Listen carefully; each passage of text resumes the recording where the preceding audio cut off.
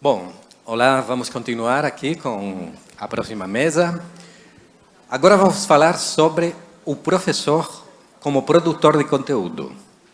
E temos aqui 3 grandes produtores de conteúdo. Francisco Mateus, que veio do Chile. Temos o Vinícius Nobre e temos o Stefan Hughes. Os 3 já têm muita experiência dentro da criação de conteúdo de ensino de língua inglesa. Então, vai dirigir a palestra a Karen e deixo todos vocês com eles. Thank you. So thank you again for being here, for all of you being here. It's now... Ai, meu Deus. Me desculpe, Jackie. No problem. Esqueci de você. No ano passado você estava aqui, estava sentada aí, eu lembro. Desculpe, Jackie, desculpe. Já que acho que ninguém conhece, é uma pessoa nova que está começando agora. Jackie Katsis é muito conhecida e é um prazer. Ela está nos Estados Unidos. Neste ano ela não conseguiu nos acompanhar presencialmente aqui, mas ela não falta ao segundo Encontro Internacional de Ensino de Língua Inglesa e Espanhola. E é um prazer também ter ela aqui com todos nós. Ela também produz conteúdo, recomendamos o curso dela também. E, enfim, espero que vocês curtam esta conversa entre todos eles. Obrigado.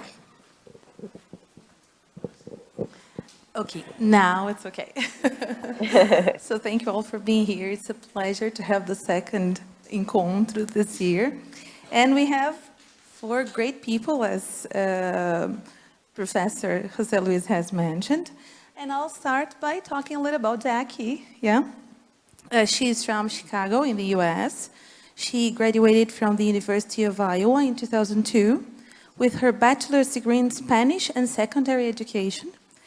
She later gained her master's degree in school counseling from Roosevelt University in Chicago, Illinois in 2007.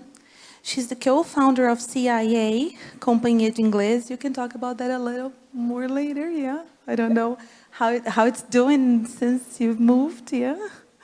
Yeah, well, we sold the school to one of our former teachers and coordinators, but he's doing a fantastic job. So I definitely always send people to the school, recommend it. All the same teachers are there. Okay. So the school is still in Campinas, but because we moved, we ended up selling it, but it's still going strong. Great. And Jackie has amassed more than 490,000 subscribers. I have to be careful when I say that number. To her YouTube channel as Jackie. And she has gained more than 120,000 followers to her Ask Jackie BR Instagram account. Yeah, just update me if my numbers are not correct. Yeah. Honestly, I'm not even sure, but I think that sounds good. Okay. So thank you for being with us. It's a pleasure to have you online with us. Yeah. Thank you.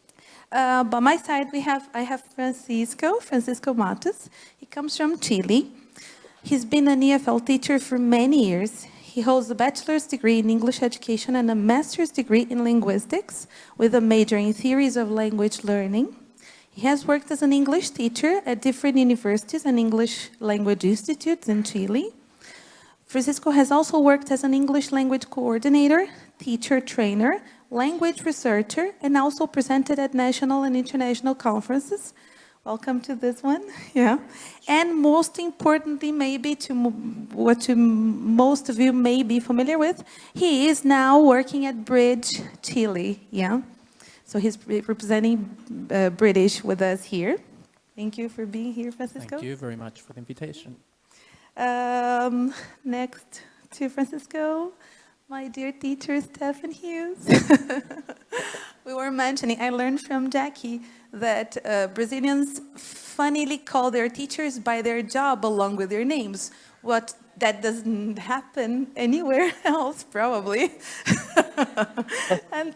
And this is our dear teacher, Stefan. Yeah. We can't stop doing it. It's funny. Although we are aware of that, it's hard to take. Mr. Hughes sounds like somebody else, not him, yeah? Yeah. Stefan is from Trinidad and Tobago. He holds a linguistics master's degree from UFRJ.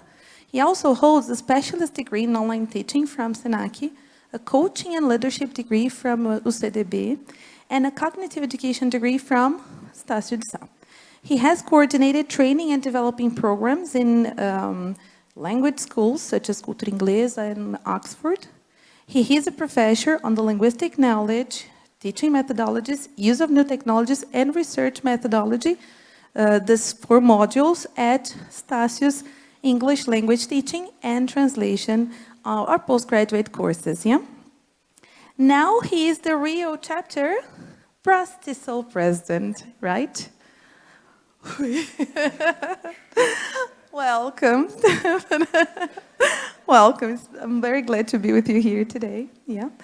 And Vinicius Nobre, a very special guest too. Vinicius is from Brazil. He is a teacher. I'm going to say it the way I think I know, a Celta or Celta, I-Celt or I-Celt? Celta, I-Celt, Delta, tutor, yeah. And an educational manager. Also, he has published books and articles on methodology and has been the president of Brastiçal. To those who may not be familiar with it, it's Brazil's largest association of teachers of English to speakers of other languages. He holds a business specialist degree from Fundação Dom Cabral and has a language education master's degree from the University of Chichester. Yeah. Thank you very much for being with us. It's a pleasure to have you here. Yeah. So I'm going to start asking questions to you, and I'm going to ask someone specifically to start talking about it, but feel comfortable, feel at home to add anything you would like to, okay? First question to Mr. Matos, yeah.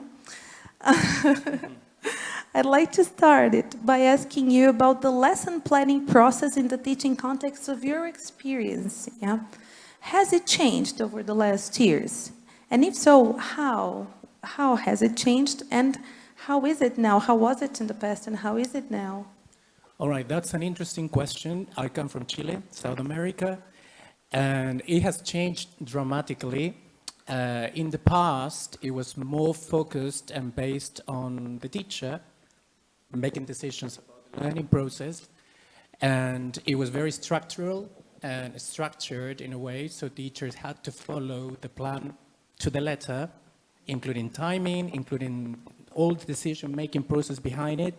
And then over the years, it has changed, as I said a few seconds ago, dramatically. So now it's more focused on the students. So it's more student-centered, and teachers are more flexible.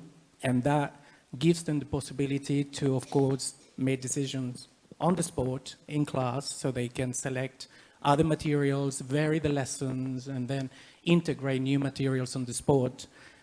Assessing is a crucial aspect, of course, behind good lesson planning, and that means teachers are more aware of it, and as I said, it's more flexible now, so teachers have the possibility to make decisions and plan in a rather different way.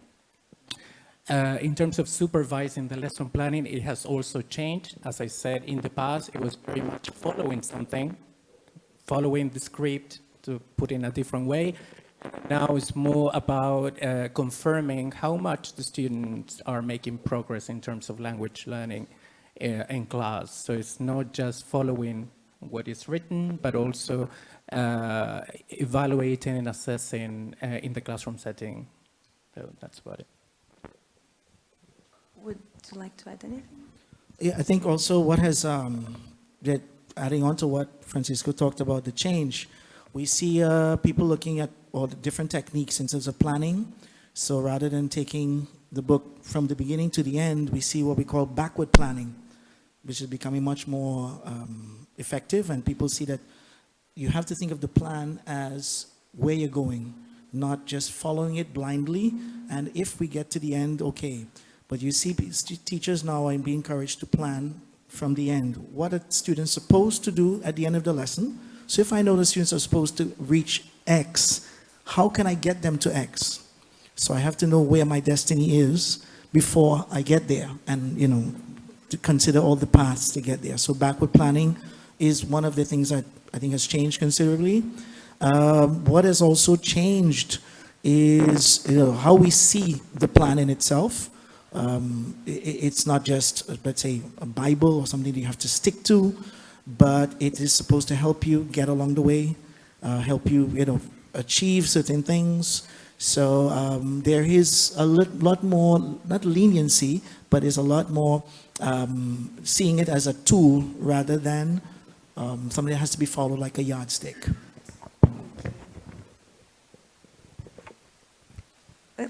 Okay. I agree. Great. Do too, Jackie. I agree with everything they said. Yeah, everything. Since they agree, there's I was reading recently about an article talking a bit about lesson planning, and not this Jackie, but Jackie Murray. She posted something talking about lesson planning. She said that there were basically 16 main things that have changed, or 16 aspects that you have to consider, because we're not just focusing on content anymore, we're focusing on skills. So that lesson planning is a lot more skills oriented. So if you think of it, I'm not teaching students word lists. I'm teaching them how to use language critically. Yeah, so in my lesson plan, I have to think about, how can I get them to think about that? How can I get them to ask questions that are important for them to think about there? Or how can I, when I ask them questions, it's not, look at the picture, what do you see? Oh, I see a boy with a green pants. No, I see something else. So I have to get them to look beyond that and also get them to think in terms of, comparing, contrasting. So asking, in this case, why is it like that? Getting them to think of finding similarities, not just differences. Because a lot of times we ask them, what's different in the picture? What's similar? So the lesson plan should get students to think about what is similar between you and what you see in the book. Not, oh, it's different, it's wrong, it's right, it's better, it's not better. No. What do you see that's similar? What can we learn from that you can apply to your, your situation, your context? Okay, very interesting. As a communicator has just mentioned, after attending Vinicius' lecture, build the metaphor of building a bridge and not walls. Yeah, very nice.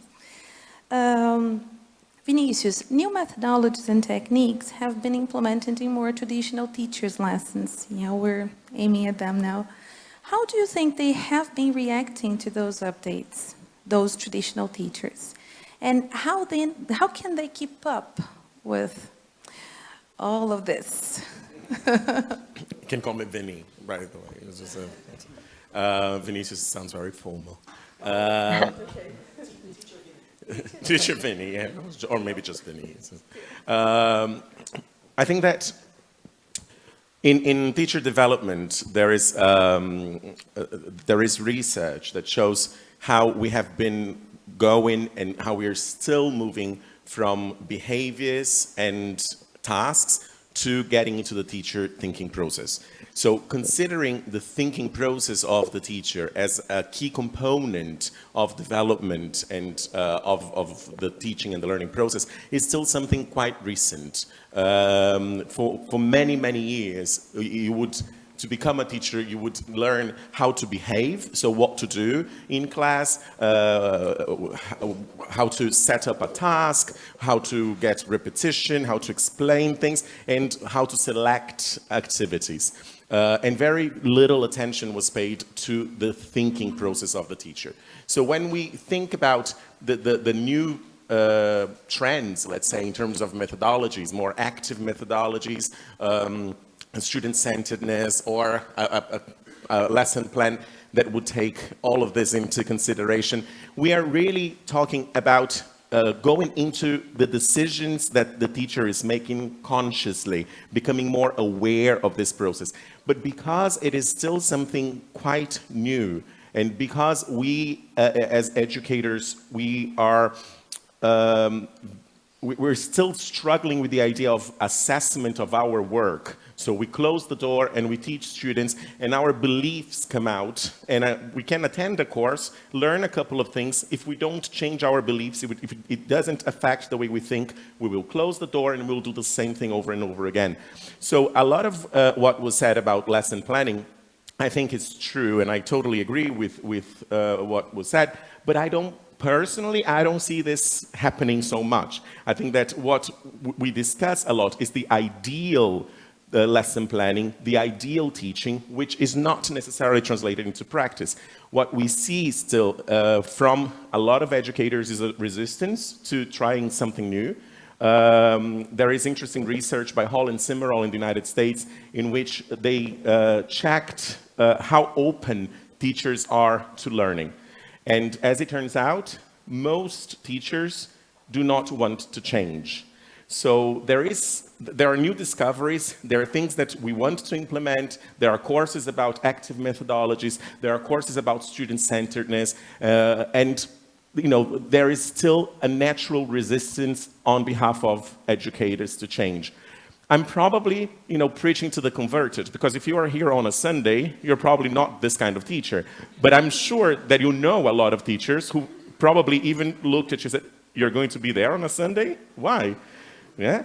So this kind of teacher is still very, very present in the classrooms. So I think that there is huge resistance in terms of trying something new.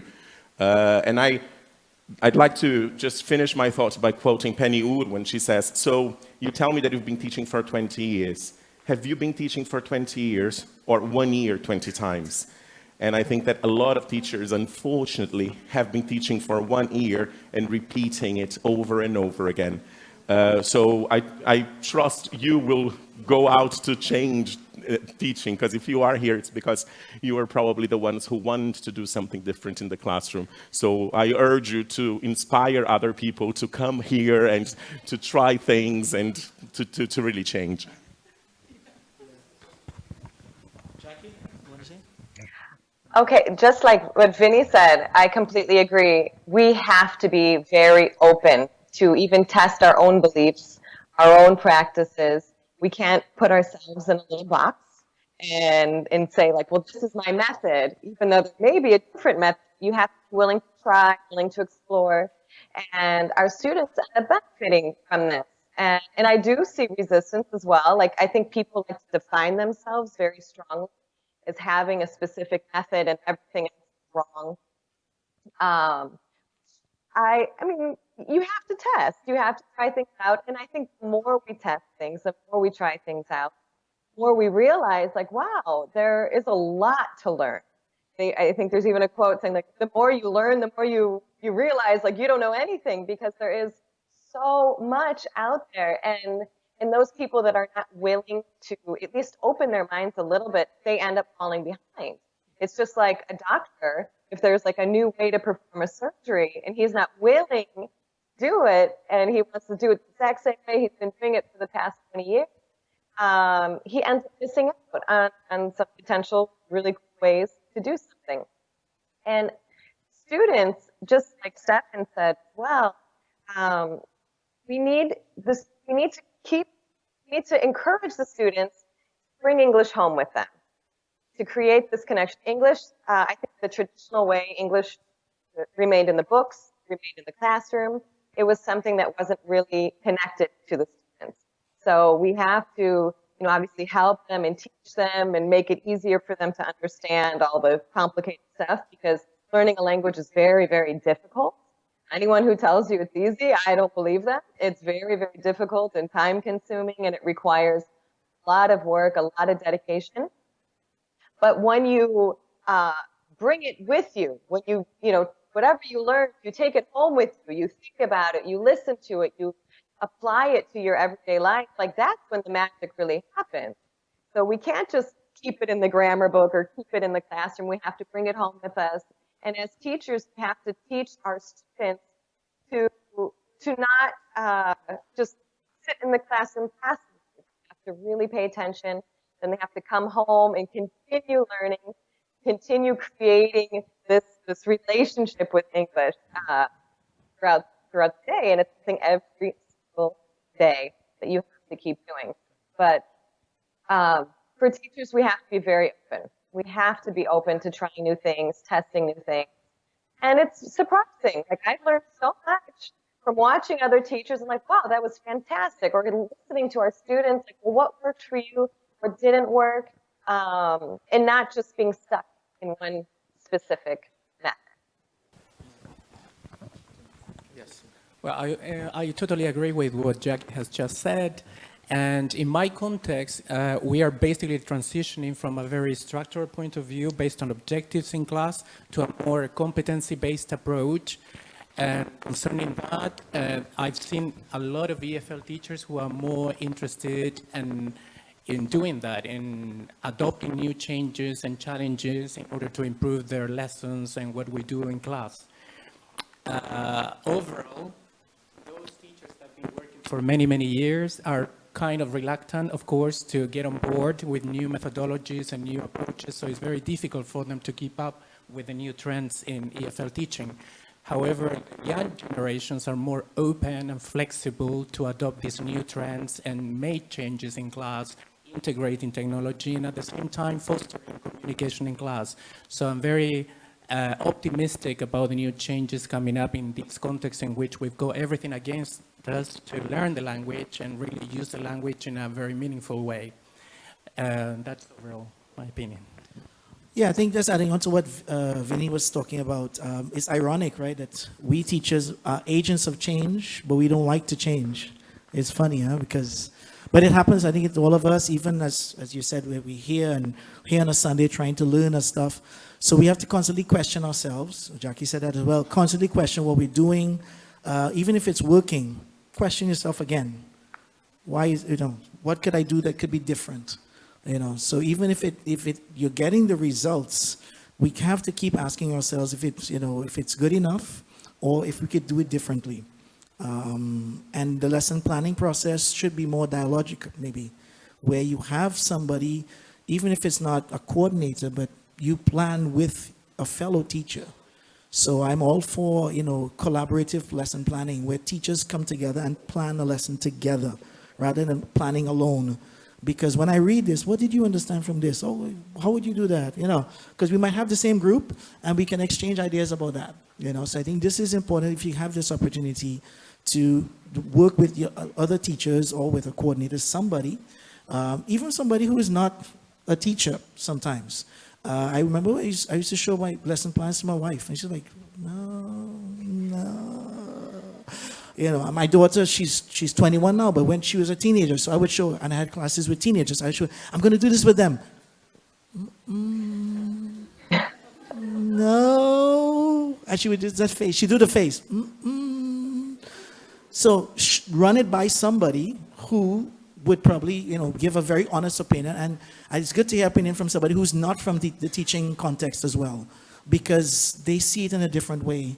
Because we are so conditioned to, the methodology, and we have to follow the steps and PPP and blah.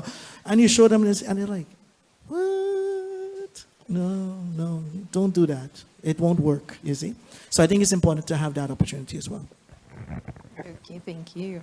Francisco, when preparing content for their lessons, digital technology tools, have been in use more and more for teachers, all kinds of teachers in all contexts, However, many teaching contexts still require the use of traditional materials, for different reasons.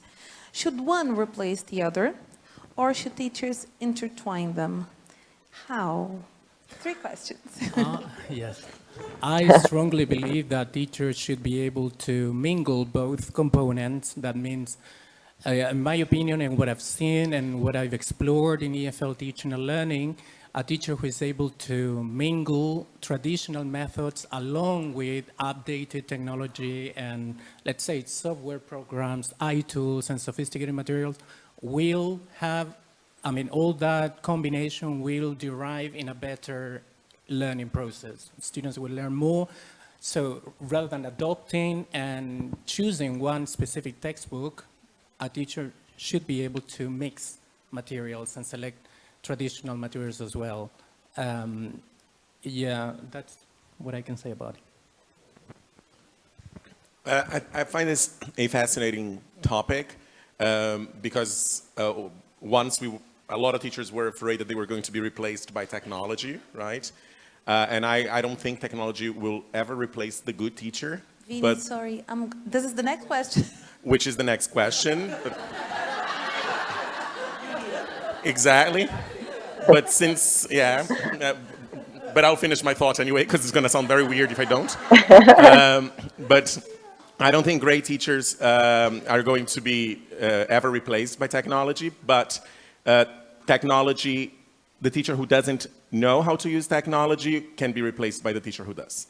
So, but one of the biggest issues when it comes to the digital component or a more traditional approach, in my experience, is that many times technology will come to save the day, to make up for the teacher. There are many, unfortunately, there are still many decision makers who know absolutely nothing about education, who are investing a fortune in technology instead of investing in the teacher. And then they have virtual reality glasses, they have platforms, they have apps, and a teacher who doesn't even know how to begin using these things or how to begin a lesson in itself. So I think that teachers need to know how to use these digital components as long as the digital component is being informed by the pedagogy. It's, and what I see a lot nowadays is a lot of people who are in the software industry, engineers, and deciding what it is that we as educators need. So they will push something, a digital component or whatever, into us, and they will say, now you use it, whether it's a virtual reality thing or whatever. When pedagogy should be informing the digital components, the technology itself. So if we are solid as teachers, if we know what we're doing, we can do an amazing job with absolutely nothing. I have a quote that it's my quote. If you heard this, somebody say, it's me, I came up with it. Which is, give me a banana and I'll teach. I don't need a book, I don't need technology, I need my students. You know, and people pull my leg and they say, why do you need the banana for? I need the energy, I'll eat it before the lesson. So I think that we need to know how to use all the new things that are coming up, but never to compensate for something, and never thinking less of the teaching process that focuses on the students. If a good teacher needs to be able to deal well with the technology, with the digital component, but needs to be just as effective and as successful if they have access to no resources whatsoever. And I just wish that, you know, those who make decisions of investments were investing as much in professional development and opportunities for the teachers to learn as they are willing to invest in platforms and fireworks and easy fix solutions for the teaching and learning process. Preach, brother. Preach. Oh, yeah. Sizzling hot. Anyway, yeah, I think this was, add on to this here. We can talk about the idea of the decision makers investing. And I think the big fear is, okay, if I invest in the teacher, and what happens if the teacher leaves? We always hear that, right? But what happens if you don't invest in the teacher and the teacher stays? Then you have a mediocre teacher in your school. So which one do you want? You want a mediocre teacher and students leaving because of the teacher, or you want a good teacher who will stay on probably because you're investing in the development? And if they go, they go. But I mean, you have to invest. You're thinking of the school or thinking of the student.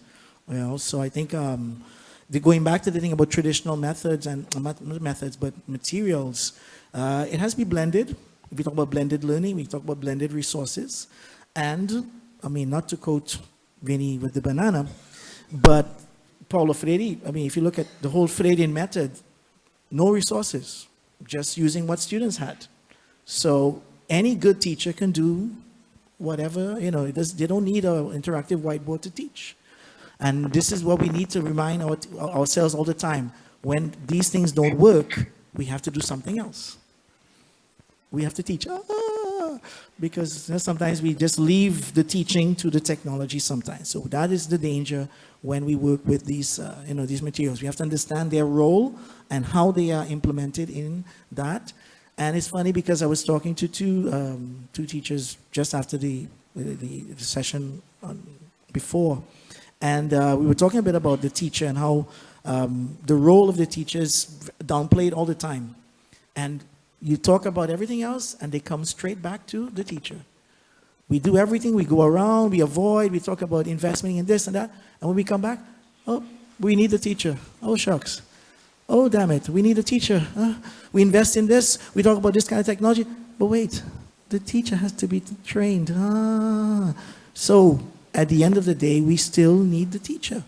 We still need a teacher because we have to deal with the students. So, that's it. Jackie, I'd like to ask you this question. It is safe to say that we all agree on the importance of taking your students' needs and goals into account. How has this process changed in the last 10 or 15 years, for the better or for the worse? Well, I think it's definitely gotten better. I know when I was a student, it was very much so like, just be quiet, sit in the class, take notes, and listen. We were very passive. And we've actually learned, like, that's not the best way to learn. Students, when you're actively engaged in the content, when you're working towards a goal, when you know why you're doing specific activity, students will pay more attention. They're involved in it. So I think that change has been very, very positive. And when the students know that this activity will take them to, hang on here, I keep hearing my echo. I have to take this off. When the students hear, when they know that they're working towards like a specific goal, they are way more motivated, they're way more involved, and they learn faster, and they learn for life, not just to answer the questions correctly on a quiz. So I definitely think the student-centered approach has been very beneficial, but at the same time, students need to have a realistic expectation that they are also responsible for their own learning. And I don't know if it's a generational thing or what's going on, but I hear a lot of people blaming the teacher, blaming the material, blaming whatever circumstance they're in. And that's the reason why they haven't learned English, for example, or they haven't gotten a job, or they haven't done whatever. And I always think there's this book called So Good They Can't Ignore You. And it's by Cal Newport. And he basically talks so much about how you have to stand out from the rest. Even as a student, like, you need to claim responsibility, be a self-learner, learn on your own. If you want to learn something, don't just wait for someone to teach it to you. Like, go out there and look for it. You have all the resources available, and those that really take advantage of what the teachers are giving them, what the internet and technology is providing them, and then they also are self-learners, which I'm assuming everybody here today fits in that category, because you guys are all here on a Sunday trying to improve yourselves. That's something that a lot of people are not willing to do. So I think that's fantastic. And I think as teachers, we also need to serve as mentors. We need to serve as examples to our students and show them, listen, this is what I do as well. It's not just, I'm not going to sit here and just teach you how to use prepositions. I'm going to serve as an example, as a mentor, as a coach, and I'm going to be real with you and not tell you what you want to hear. And I think that ends up helping the students way more than a video clip with, people talking in English. You have to really encourage people, be real with them, and teach them how to continue learning on their own. Okay, thank you.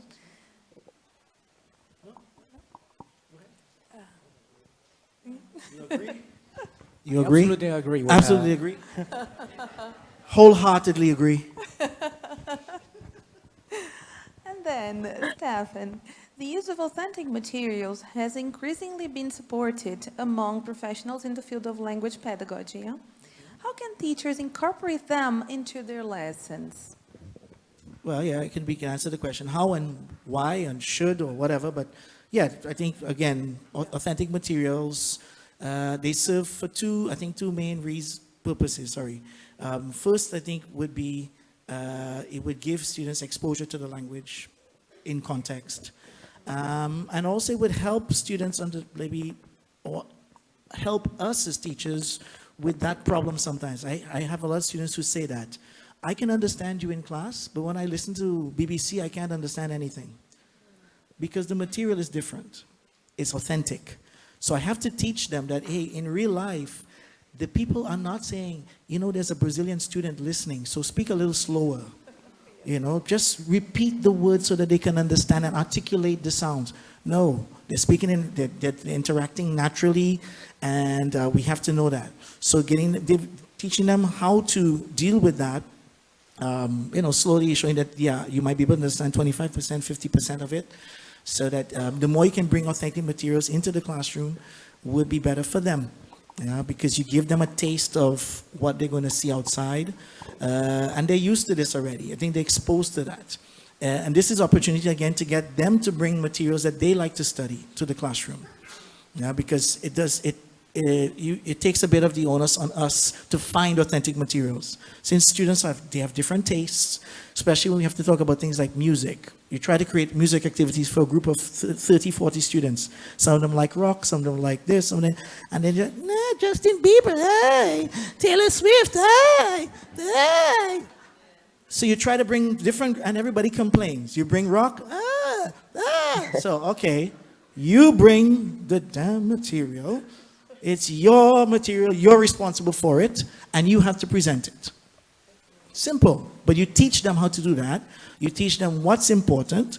You teach them that, okay, a lot of times they complain about the material. So how can you make this more authentic? And I did this with a group of students where they complained about the book. They said the book, they hated the book. I said, all right, open it. Let's open the syllabus. They had never seen the syllabus. You know, the map of the book, they'd never seen it. It's like, what page is that? Yeah, it's in the front. When you open, you see there's vocabulary, grammar, yeah? Okay.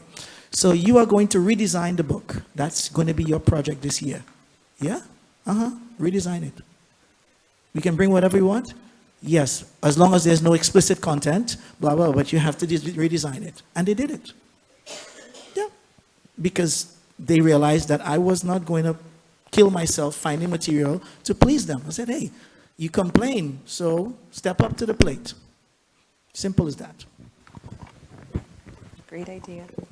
I'd just like to add something very important about using authentic materials, and that has to do with the fact that once you use them in class, that can, of course, make and result in more challenging experiences for the students. They get more engaged, of course, in the process, and at the same time, you can also test whether or not they are really understanding and improving their skills. Authentic materials are everywhere in class, like even what they are seeing in class, the board, the teacher, they bring stuff to class, and those materials can be used as of level A1 to level C1 at all levels, and that can be very encouraging and I think students really appreciate the fact that teachers bring these relia or authentic materials to class, so they see a real purpose for learning the language, and at the same time, that result in more memorable experiences at a long-term memory at the same time. So they apprehend concepts, words, expressions, because they associate with what they are using in class, particularly if you consider their learning styles. So whether they are visual or they are kinesthetic learners, they will, of course, remember those things in an easier way, rather than just using the textbook or using the board. Yeah. I'd just like to add maybe a less romantic perspective, because I think authentic materials are amazing and they're very good, and if you were in my session before, I just encouraged everybody to use it. But since we are on this topic, there are two things that I think are particularly interesting when it comes to using authentic material in class that we cannot forget. The first one is based on the maxim, we grade the task, not the text. So we give students a task that they can cope with instead of simplifying the text, which I believe is a great maxim. However, for us to do this, we need to know how to design a task. So bringing authentic material to class, just because it's fun, it's a song that students, but not being able to explore it with a conscious pedagogical decision, designing activities that are pedagogically, academically sound, is basically the same thing as asking students to go home and watch TV by themselves. I mean, we become redundant. So the role of the teacher who brings authentic material to class is to know how to design it, to have the pedagogical information on how this can be explored, and the importance of maximizing students' strategies. We are very comfortable and we're very well trained to test the skills. Many materials, many course books, they will give you activities that will test how much students understand. So a true or false activity, a multiple choice activity, they will test the listening, they will test the reading quite successfully. The real challenge is how do you develop the strategies so that students become better readers and they become better listeners. This leap is extremely challenging because a lot of our repertoire revolves around testing. Let me see how much you understand. But how do I help you understand it better? How do I help you develop the strategies that you need in order to get the information that you need from a text? So authentic materials, yes, great, fabulous. But first question, do I know how to devise tasks that are pedagogically sound? And two, do I know how to equip my students with the strategies that they need so that I don't have to simplify the text and I can empower them to interact with a world that, as Stefan mentioned, is not going to select things just because you're a basic student. The world will happen as it is. So these are my two reservations. First, am I using it pedagogically? Do I know how to use it, or am I just bringing something because it's fun and it's real? And two, am I developing the strategies or am I testing the skill? So these are my 2 cents. Just let me ask you a question now, out of the script. What? I love questions off the script. They're usually the best ones. Yeah. Would you name one of those strategies? Absolutely, yeah. Well, the basic strategies for reading, for example, is the ability to skim a text. So reading fast to get the general idea, or to scan for detail, scan for specific information. But again, we are good at testing the strategies. So we give students a task and we see if they can skim. The challenge is, how do I teach you to skim? How do I teach you to scan, right? How do I teach you to activate your schemata so that you can preview, so that you can anticipate what the text is going to be about, so that you can do it consciously and have a level of awareness of what you are doing to fully explore the text. So skimming, scanning, schemata activation, these are some strategies that we use when we interact with the text. But again, we're very good at testing. I give you an exercise and I see if you can do it or not. The challenge is, how do I help you develop the ability to skim, develop the ability to scan? This is hard. It's really hard. And adding on to that, what you mentioned about testing, what occurred to me as well sometimes when we test, we test to see what you know, but what I want you to know. So it's what we devise or we consider important in the text. So a lot of times we ask them questions, listening comprehension, whatever. The questions are there, and sometimes they might be understanding or they might be focusing on different things. So how can we get these strategies to get them to also ask different questions that are not in the book? Because sometimes we want them just to focus on, what's the name of the guy in the video, right? That's something very specific. But what else? Do you notice the cultural difference between the two speakers? What got your attention in terms of body language? These are other questions that we don't teach them to work on. So this testing is also it closes, it limits them to what we want them to know or what is there in terms of target language, target skills that they're supposed to explore. And that's, I think, the danger is there too. Fascinating. I'd like to ask Stefan the next question. In order to succeed in this 21st century scenario, what are the main skills English teachers should have besides being fluent in the language, of course? I'll use Dory from Finding Nemo. Everybody knows Dory, right? Just keep learning, just keep learning, just keep learning. And not just learning, but unlearning. Because now there is this, I wouldn't say it's not a fad, but it's trend where you see you have to learn and unlearn. Right? I don't agree 100% with that, but you have to unlearn what you already know. It can complement, right? But the idea is that you have to be open to the new, exploring new things, doing things differently, testing yourself really to let's say, when, for example, I started using what they call KPIs in management, right? With key performance indicators, sorry. So rather than just saying your student is doing good, he's okay, his English is all right, I try to develop key KPIs that can really tell me that he is actually making progress. So I had to learn how to do that. Because we don't do that. We just say, oh, the student is okay, yeah, he's good. And we make the student, we sometimes mislead the student to believe that he's actually improving. But if I have the KPI, I can see that he's improving. So I would say that you have to just be able to learn, discover, maybe try something differently, and be open to a lot of things that are happening. Because with the internet, social media, a lot of things going on, especially in English, and the language. So we have to be aware of these changes. It's not that we have to be, obsessed with it, but just keeping track of things, reading, a lot of reading, and talking. I think the more we talk about these things, that it's helpful. We have to talk to each other, share ideas with each other so that we can continue to develop. Yeah, I'd like to say that being a proficient speaker of English is just a basic thing, of course. Otherwise, we would just have native speakers in class. Sorry, Jackie.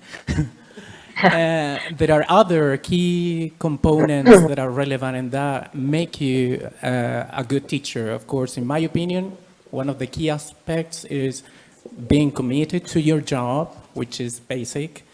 Not really knowledgeable because knowledge is online, so you can Google all the information you need is there, so your students have access, and you also have access to everything you may need for your lessons and everything.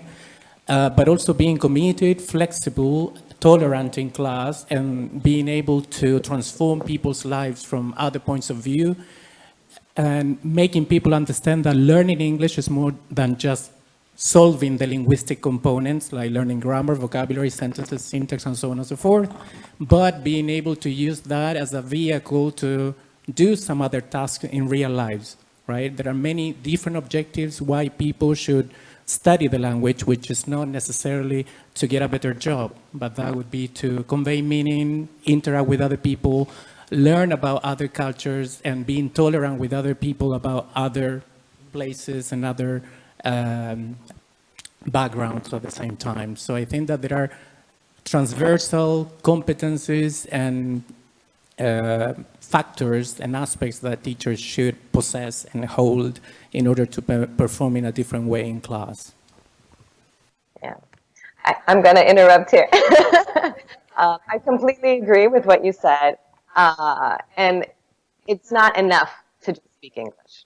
There's a lot of native speakers that don't know how to teach at all. And what's a huge advantage is to also be a student, to go through the language learning process. For me, when I first started teaching English, it was very difficult for me to explain why.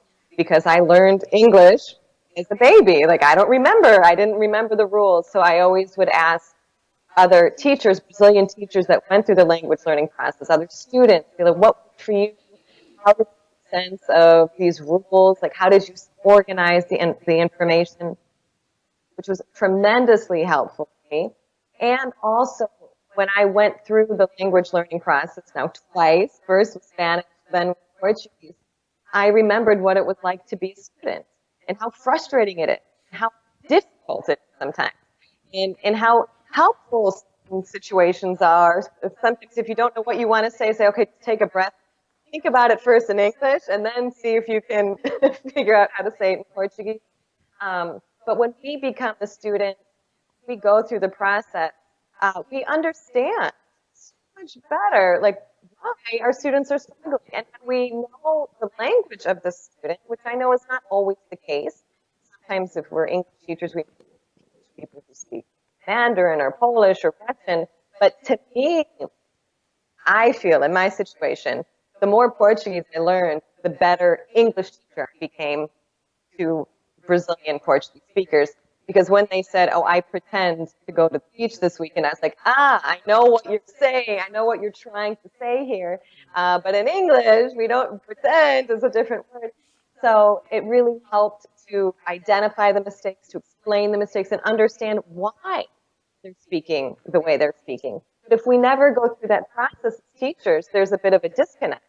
We say like, oh, that sounds strange, but I don't really know why you're saying it that way. So as teachers, we need to be students too. Otherwise, we're just like these authority figures that I know everything and you need to learn from me, but there's no connection. There's no empathy. There's no, I've been there. I know exactly how you're feeling and trust me, it will get better. There's going to be a big disconnect. So we definitely have to humble ourselves, go through the process, make mistakes, and really put ourselves in the student's shoes, for sure. Can I add one competence on top of everything? I think that everything that has been said is absolutely true. But I think that nowadays, a skill that we as teachers need to have is resilience. It's been particularly difficult to work with education, especially in our context. There is a tendency for non-educators to decide what it is that we should do. And I think that we need to keep fighting to show that what we professionalize our practice and what we know and what we do cannot be done by non-educators. It's not just walking into a classroom and because you know the content, you can do it.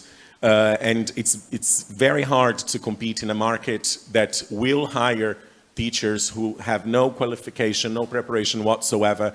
It is very hard to work in a market that keeps putting the teacher in the position of the enemy, encouraging students to record what teachers are saying. I urge each and every one of you to be very resilient so that we can work together to make our practice more respected, because it has not been easy. But if we are resilient and if we keep our focus and our drive and we professionalize our practice even and even more, we might eventually get the respect that we deserve. So, resilience. Yeah, absolutely.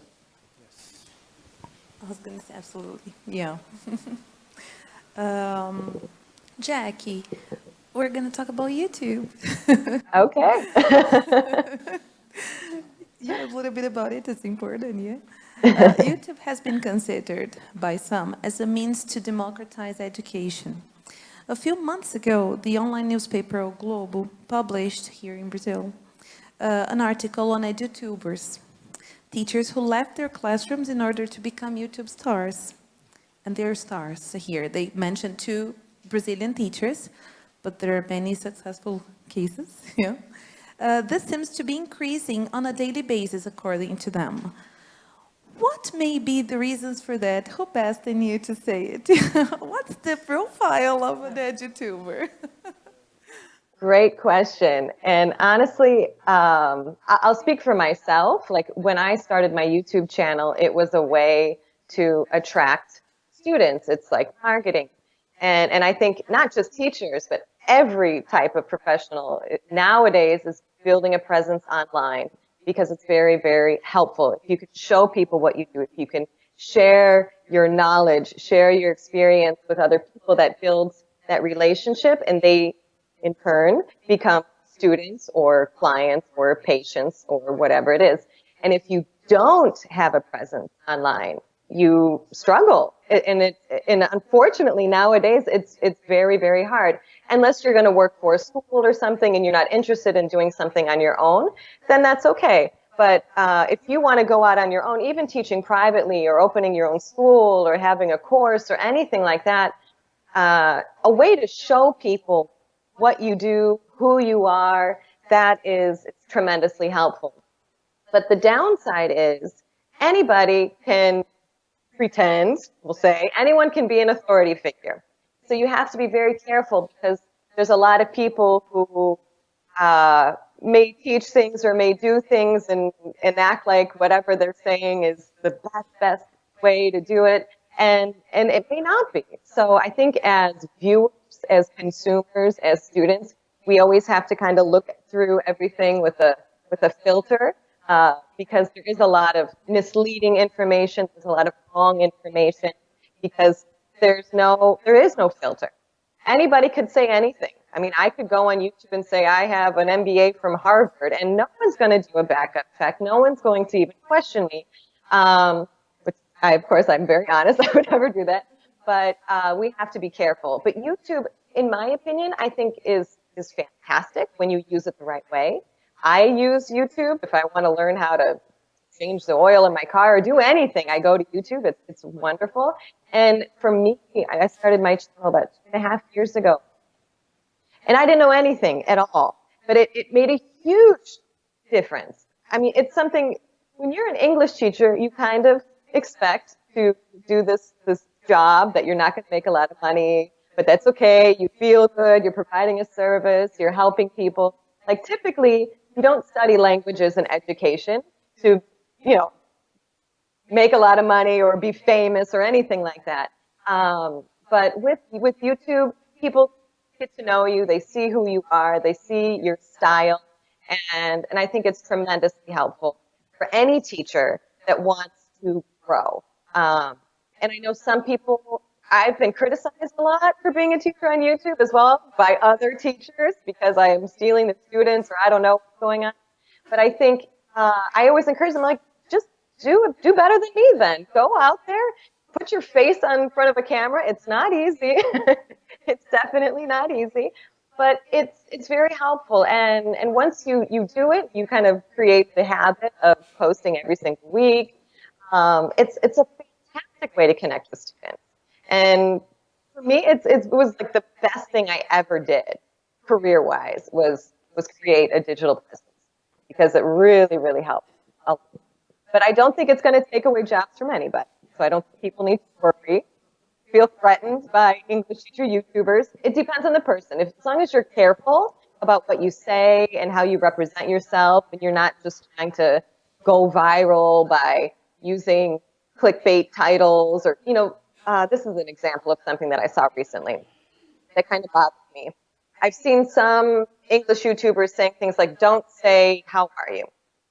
Stop saying, I'm sorry. Stop saying, you're welcome. They have these like clickbait titles. And to me, that's wrong because there's nothing wrong with saying those things.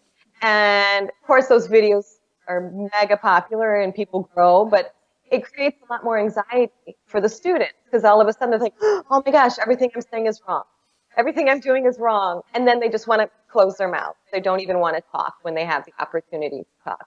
So that is something for those of you out here that are thinking about, starting a YouTube channel or a presence online. Don't fall into that trap of doing things just for the views, just for the likes, just for the clicks. It's tempting. I get it. Like some people grow really, really fast because of this stuff. But I think your reputation is way more important than any viral video. And it takes a long, long time to build a good reputation, and you can destroy it in a minute just by trying to create a problem with somebody else. But YouTube, when we use it the right way, it's a fantastic source. Vinicius. Everybody's just nodding.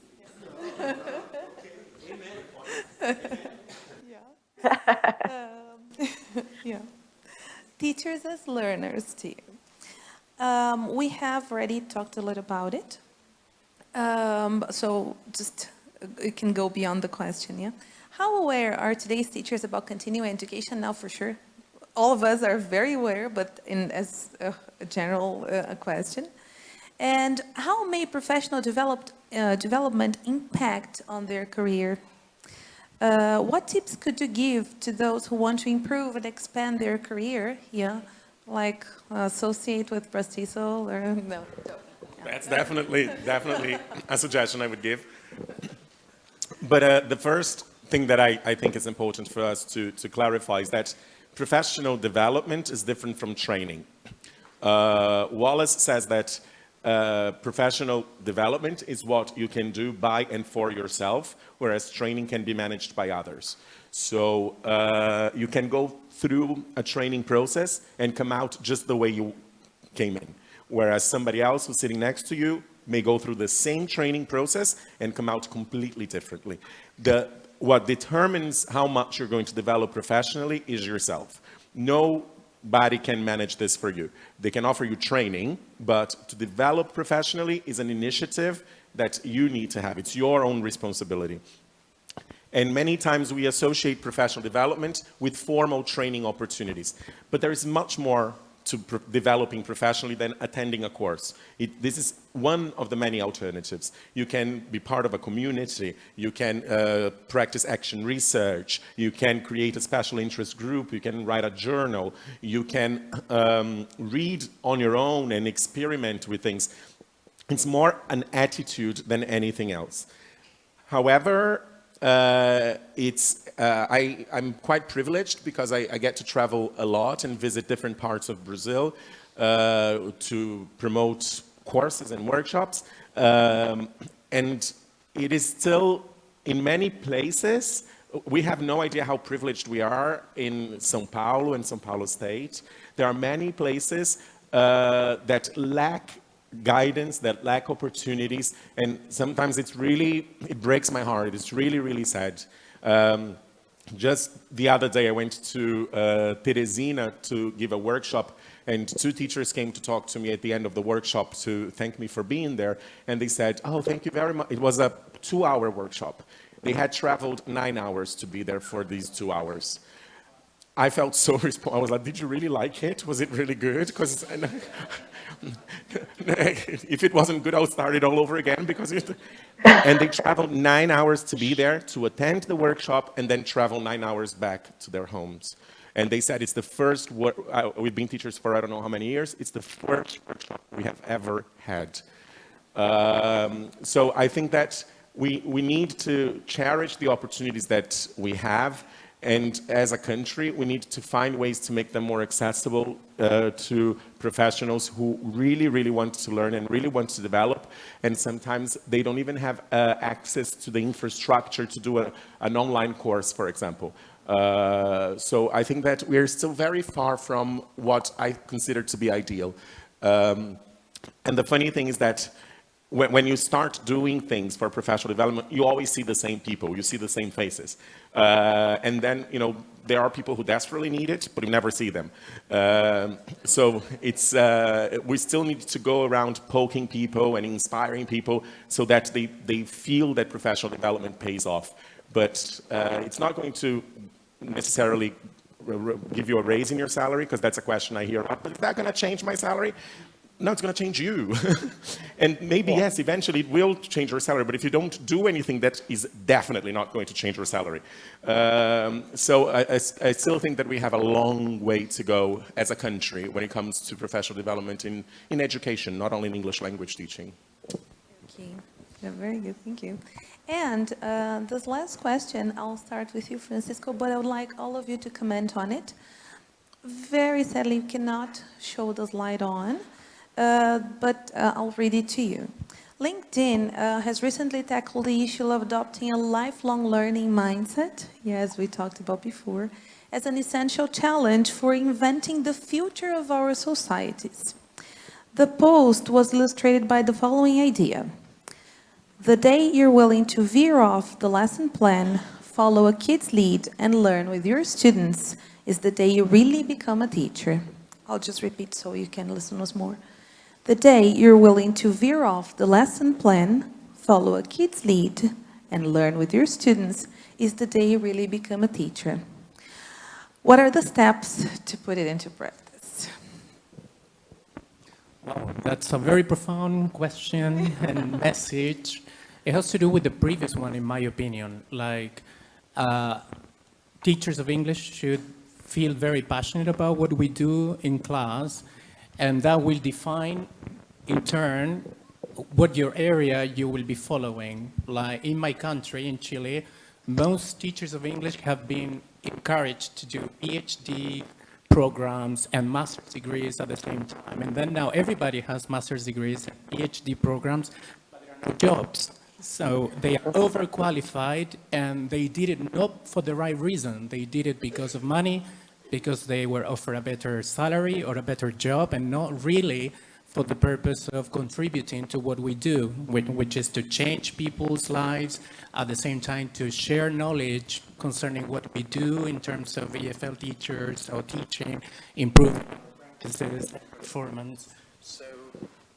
So in my opinion, teachers should be more committed to what we do in class, and that will definitely change societies in the future. It's a balance of many different components, including what you know about your job, also how you perform in class, but teachers should also be passionate about and go beyond the classroom setting when it comes to making decisions, not just about languages, but as I said a few minutes ago, transforming people's reality. And so students also know that, and they realize, and even though now students in Chile have similar profiles of teachers with background in terms of master's degrees and PhD programs, they do realize who are very passionate about what they are doing in class, and who of them really got trained and prepared in order to contribute so that they can make a difference in class.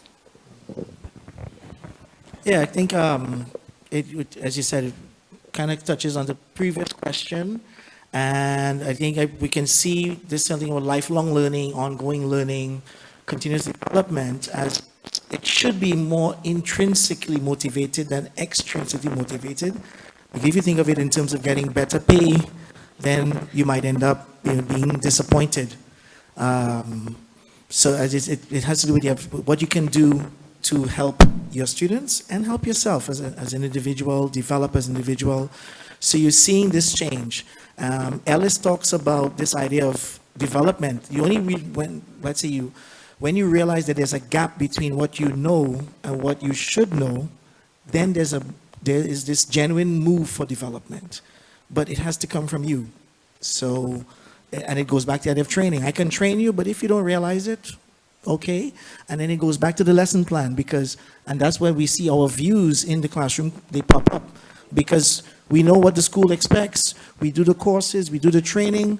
Yeah, I know, communicative approach, yeah, of course, yeah, students have to talk, yeah, of course, teacher talking time, very low, of course. We get in the classroom, we forget everything. Because we believe in something different, and we don't see that there is a need to change. So if we don't see the need, it will not happen. It will not happen. So it has to be intrinsic. It has to be there that, it doesn't come from the fact that, okay, you do this course, I give you a promotion. You do this course, I give you a raise in your salary, which happens sometimes. Even in Brazil, sometimes you see, even here, I have teachers who come to do the postgraduate courses, and they say when they finish the course, they're going to get a promotion or they get a raise in their pay because of that. So, yeah, it's nice, but it should be beyond that. It's about education, you see? Yeah. I think we've said it all. I think that it's important for us to create a community of learning, and we can learn from our students. Nobody is a blank canvas. The idea that students are an empty vessel and we're there to fill the vessels, and that's very old-fashioned. Everybody can make a contribution. Everybody's got something to share. And the moment we, as teachers, open up to these new possibilities and we have this frame of mind, it's this attitude, it's really, at the end of the day, it all boils down to the attitude. And then when we start learning from each other with an open heart and from the students, I think we maximize the whole teaching and learning process, and it becomes a lifelong commitment and not just something that you're doing because of a certain reason, because of something that you expect to get, but rather as an attitude towards life, really. Yeah, I agree with everything that you guys said. Great job. But what I think is also important related to that quote, it doesn't mean that you just have to like follow the student around doing whatever it is that they want to do without, any rhyme or reason. But I think we have to encourage the students to understand why. Why am I studying this? Why do I want to learn English? What dream, what goal, what opportunities are attached to this so that they are intrinsically motivated? And I remember a couple of years ago when I was talking to another English school owner, she said something to me that I was kind of like, whoa. She's like, oh, students need to be told, you need to tell them what they need to learn. And that's it. Like, people don't know what they want or what they need. Like, that's your job to tell them what they want and what they need. I'm like, they do know what they want and they do know what they need. Sometimes they need us to just prod them a little bit, and that will help them get to those answers.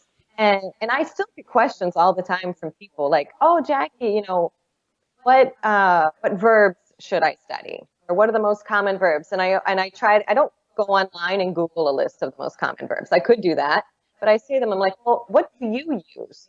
What is your occupation? Do you work with kids? Are you a doctor? Are you an academic?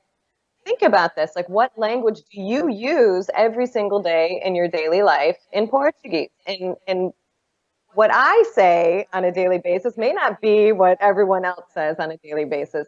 So we have to really reflect on, like, what is it that I specifically need? And us as teachers, we need to encourage our students to not be so passive and so just put it in my brain.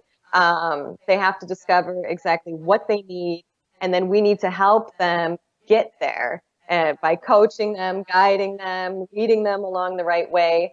But I've noticed so many people don't know what to think. Like, they don't know how to think for themselves. I get questions every single day.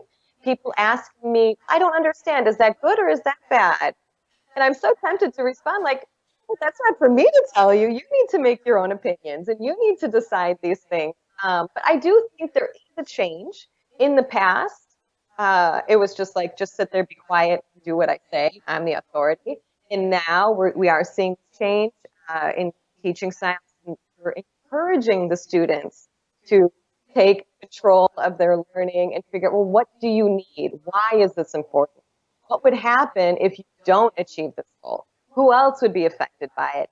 And really kind of tug on that emotional side, because when there's something attached, like if you need to learn the present perfect, okay, it's like, okay, that's kind of boring to learn the present perfect.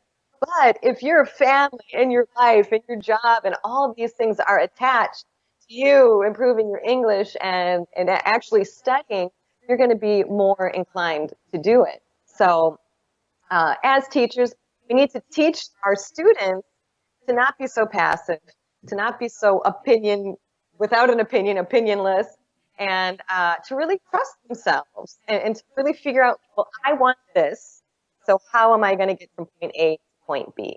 And hopefully that'll continue changing.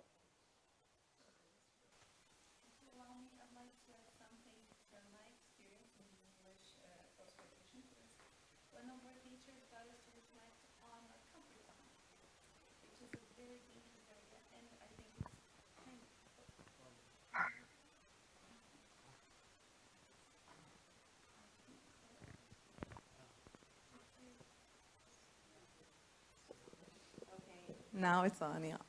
So if you allow me, I'd like to add something that I learned at the post-graduation course and that touched me personally. The teacher, one of our professors, actually, we call them teachers because we learn language in every moment of the course, but one of the professors got us to reflect on our comfort zone and how much we were in it. And this touched me deeply, deeper than other things that were as important, but I wasn't ready for all that, because when we go through the process, we notice we're not ready for everything. Yeah, we're not.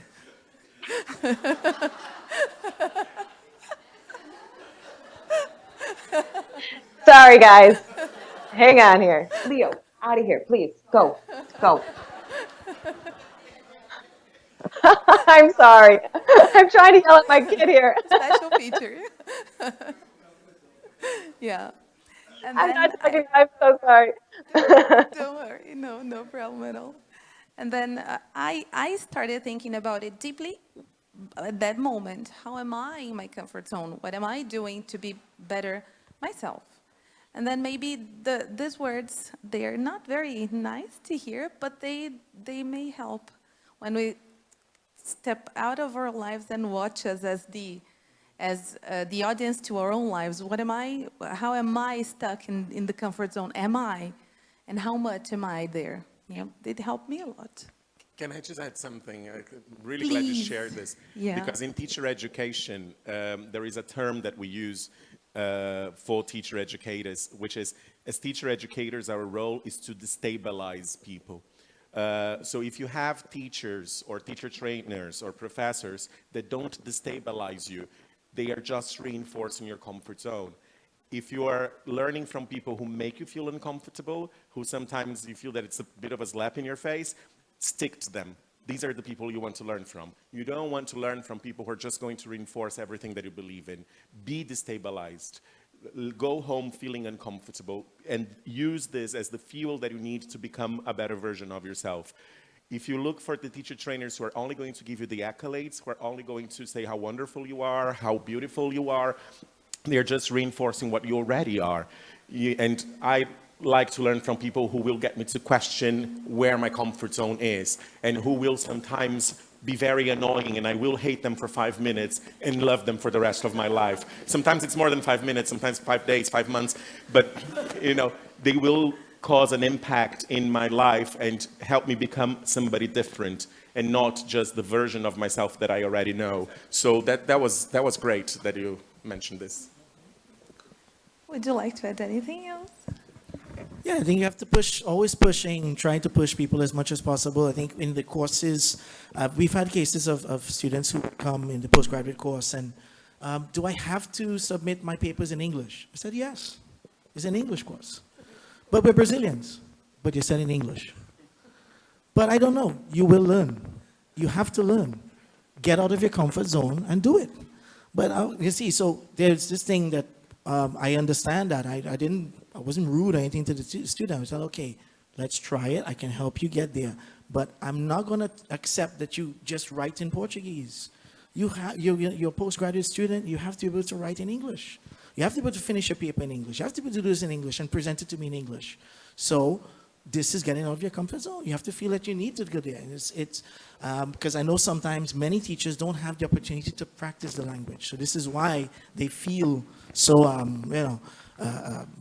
cornered in there, and they feel that they're being put under pressure because they don't have the opportunity to practice. Depending on where they teach, they don't need English. Yeah, most of the time they use Portuguese.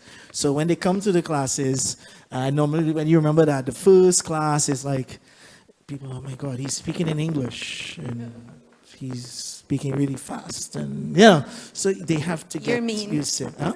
You're mean on the first class. Yeah, I Very am mean on the first day. I can be mean.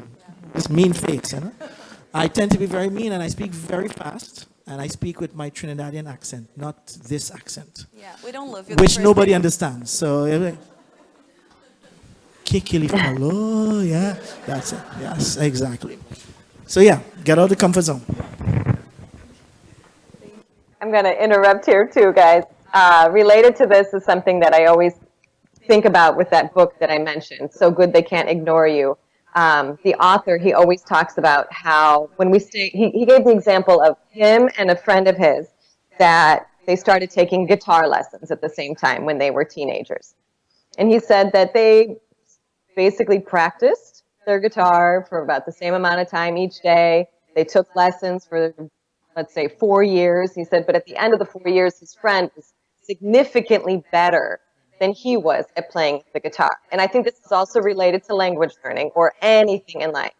But he did, rather than thinking like, oh man, that guy's just naturally better than me, but he actually asked him, like, what are you doing? How are you practicing? Trying to figure out what is this guy doing differently than I am to get these better results. And he realized that this guy was constantly pushing himself out of his comfort zone. So, the author, he said he learned how to play a couple songs, and he would have his little jam session on his guitar, and he felt good, it was fun, it was comfortable, and he knew how to play those songs, so it was something enjoyable to do. While his friend kept pushing himself to learn more challenging songs, more difficult songs. And over the period of time, he became a much better guitar player. And I think with language learning, so many people say, oh, I can't talk. I can understand, but I have a hard time speaking. Well, you have to figure out, well, what are you doing to improve your speaking? Or I understand you, but I don't understand other speakers. They speak too fast. Well, try this. Listen to audios really, really fast. You know, you can change the speed on, if you have like podcasts, you can listen to it, 2 times the normal speed or 1.5 times the normal speed, which will feel really, really challenging. But then once you go back to the normal speed, it'll be like, whoa, that's easy. I can understand everything they're saying now. But if you don't know what hard is, your normal will be hard. And I think we have to always push ourselves to do things that are outside of our comfort zone. Last year when I launched my online course, I had never gone live on YouTube, Instagram, Facebook. I had never done a webinar. I had never done any of that. And in 1 week, I was going live on all this stuff. I was doing webinars every single night, and I was nervous, and I thought I was going to throw up, and I was terrified. But I did it, and now I can do it. It's much easier. But if we just stay with what's comfortable, we're never going to get better. We really, really, really have to constantly push ourselves to do things that are challenging and difficult and make our brains hurt and just want to kill whoever's making us do this work. But in the end, we'll feel much, much better, and we'll have much better results for sure. So now we're opening for questions. If you want to add any question or solving, yeah. Would you mind stepping up to the front and?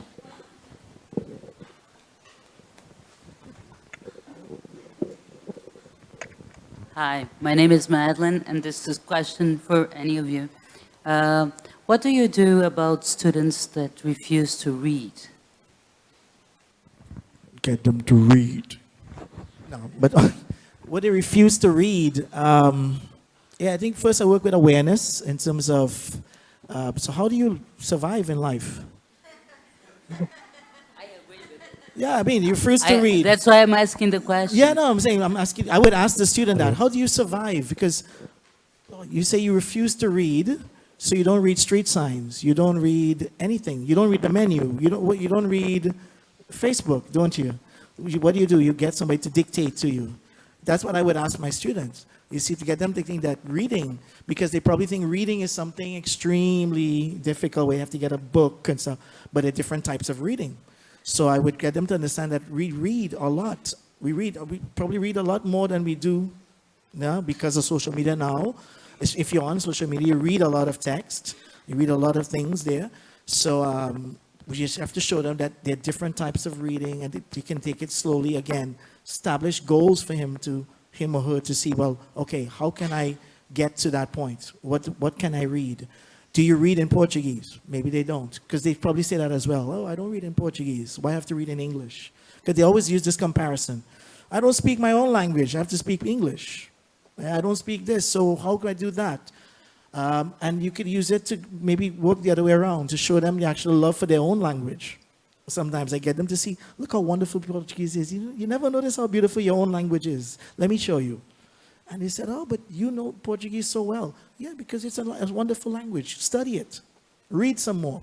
So it has to show, I think, working with the awareness of that we do these things all the time. Not just reading, any skill, writing, speaking, listening. And we do it naturally. We read and then we talk to people. I read the newspaper and then I talk to somebody about what I just read. I listen to something and then I share what I talked about. Or I watch a video and then I talk about it. It's integrated all the time. So, show them, I would work with that, showing them and getting them aware. I would also like to address that question. I think that, what we normally do in Chile, we we understand the process, the reading process, not just as reading words, paragraphs.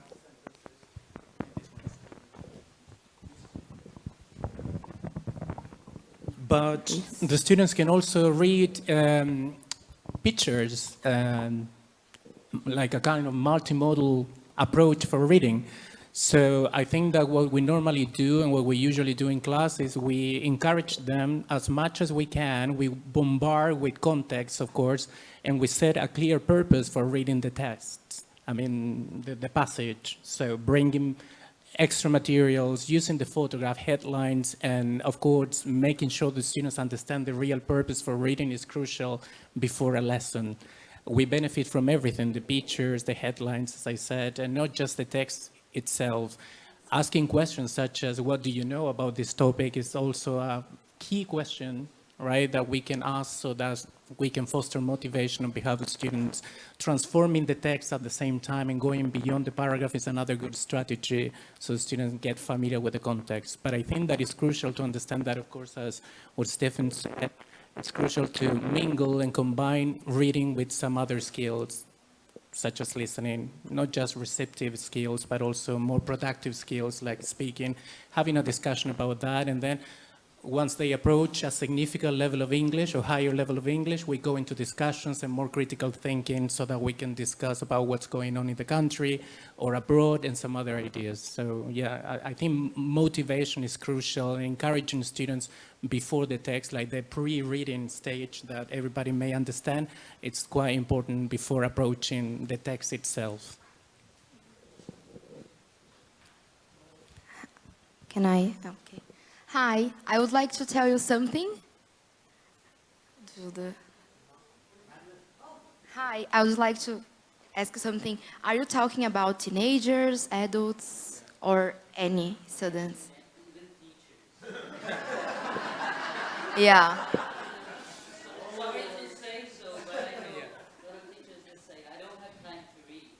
Yeah, because what I do with my students, my adult students, I would bring texts that they would be meaningful to them in the sense of, you know, like self-help, or some texts I've searched like how to save time in life, or 5 tips for having a healthy life, something that would be engaging and would add something to them. And they wouldn't even realize they are reading, actually. Yeah, and if they would be teenagers, I would try to get in their group and ask what they like to do, are they watching TV, and then just find on Google some texts about that, and even bring that, and then the students would rely on you that that time they will have a good time reading or just being there, and I think that would work, that something like that. Welcome.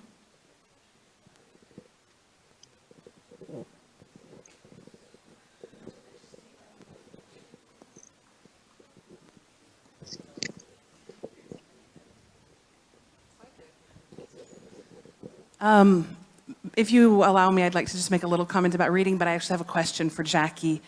Something that we tend to forget is that reading is also a physical skill that requires physical stamina. And a lot of times, most of the time, people who are not readers don't have that stamina. So it's just like going to the gym and the trainer says, okay, 30 minutes on this data, and you want to kill the trainer. But if the trainer says, okay, today we're going to start with 7 minutes, and the next time you come, we'll go to 10 minutes, and in a month, we'll be at 30 minutes, you get to 30 minutes, and it works really well. So when we take our students from the paragraph that's in our textbook to something bigger, or when we get busy teachers who really don't have time because they have a lot of things to do for 3 different schools where they work, if we want them to read, maybe we should build up that reading stamina as much as we build up their reading skill. So, okay, reading part's over. My name's Chris. I teach in the English course. Hello. Some people know me. And because actually of this course, I've gotten more comfortable with an on-camera presence, my own on-camera presence. And so I've decided for my other job to try and start making digital video content. And I've done a lot of research and I've done a lot of reading, and all the parts about me and the camera are okay. Be light, tell a joke, center, good focus, good light, leave a space to put those little doodly diggities like the lad. All that's okay. The technology is making me crazy. Editing my own videos is making me crazy. Putting those cute little titles is making me crazy. So I wondered if you have any tips for a newbie who's okay with the camera part and is not okay with the tech part to get my projects up and off the ground. Yeah, I totally went through exactly that same situation. For me, I have major difficulties with technology. Like, I'm the worst, and my anxiety is up to here, and I'm like, oh my gosh, any little thing. When I started my channel, I knew nothing. I did not know how to make a thumbnail. My videos were horrible, but then you get better. I started editing using iMovie, which was just the free movie editing software that you can use with a Mac. But if you can pay for an editor, it's a life changer.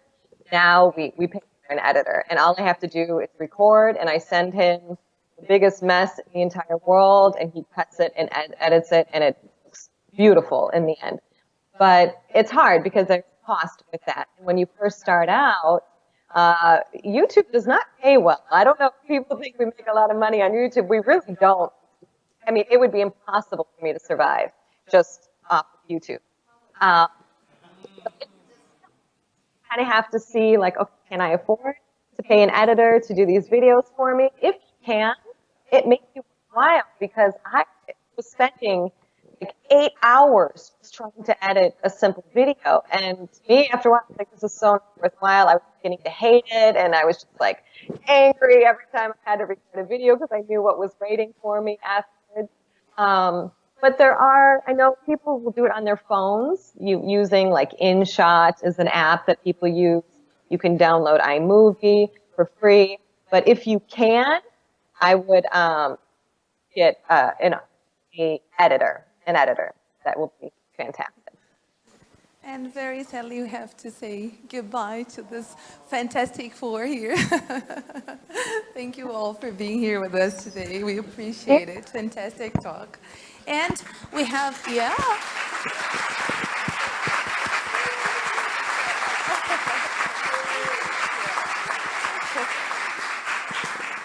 We're now having a lunch break, so you can go enjoy bexiga around there, We're going to be back at 2.